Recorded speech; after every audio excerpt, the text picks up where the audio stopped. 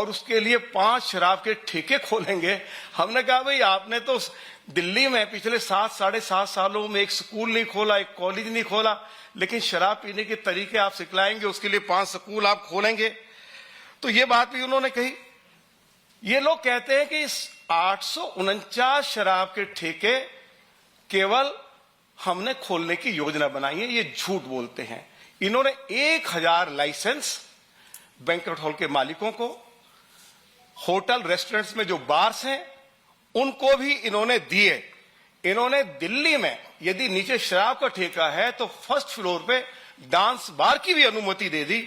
और तीसरी एक और मजेदार बात देखिए कि इन्होंने कहा कि जहां शराब का ठेका है वहीं उसके बगल में ही शराब पीने की व्यवस्था की जाएगी, जबकि दिल्ली पुलिस से कोई एनओसी इस संबंध में इन्होंने नहीं ली। अब इनका यह भी कहना था कि दिल्ली में जो नई शराब नीति है ये वर्ल्ड क्लास एक्साइज पॉलिसी है, इससे हमारी आय जो है वो 6,500 करोड़ रुपए से बढ़ के 10,000 करोड़ रुपया हो जाएगी। लेकिन आज मैं इतना जरूर कह रहा हूं कि बिक्री डबल हो गई, लेकिन आय जो है वो आधी भी नहीं रही। अरविंद केजरीवाल, आपको ये तो बताना होगा, जिस शराब नीति को आप कहते थे वर्ल्ड क्लास एक्साइज पॉलिसी है, आखिर उसको वापस क्यों लिया?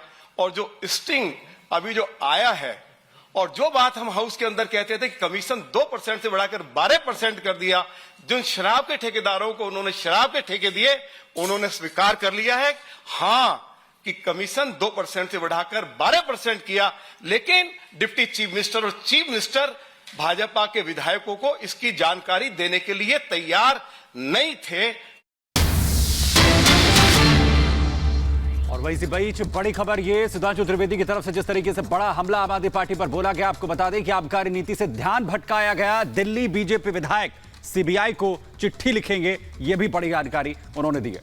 जय सिंह ऑपरेशन पर संज्ञान की अपील की है, साथ ही साथ कहा कट्टर ईमानदारी का दावा करने वाले केजरीवाल फेल हो गए हैं, जनता को गुमराह कर रहे हैं और शराब घोटाले से ध्यान भटकाने के लिए वो तमाम आरोप बीजेपी के ऊपर लगा रहे। क्या कुछ प्रेस कॉन्फ्रेंस में अहम बातें कही सुधांशु त्रिवेदी ने, आइए आपको सुनाते हैं।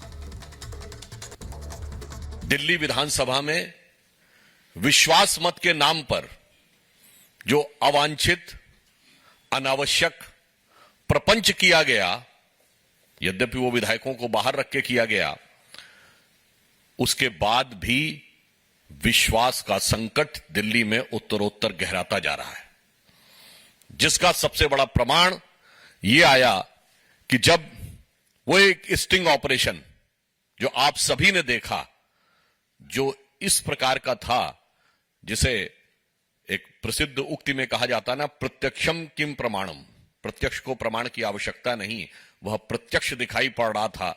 मगर आज यह समस्या क्यों उत्पन्न होती है?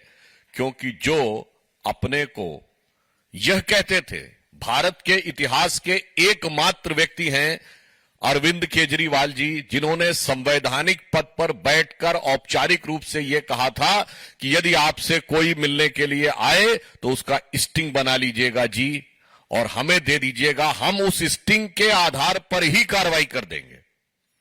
पर आप देखिए कि वक्त का बदलाव और चरित्र का बदलाव किसी भी पार्टी और नेता के चरित्र में कैसा परिवर्तन ले आता है कि आज इतने बड़े प्रत्यक्ष प्रमाण के उपरांत भी वो पूरी निर्लज्जता के साथ उसे स्वीकार तो नहीं कर रहे हैं, बल्कि इधर उधर भटकाने का प्रयास कर रहे हैं। तो इसका अर्थ बहुत साफ है कि ना उनकी कही बात पर भरोसा किया जा सकता, ना उनकी लिखी बात पर भरोसा किया जा सकता। धन्यवाद। आप में से कोई प्रश्न जी, कोई किसी का प्रश्न हो?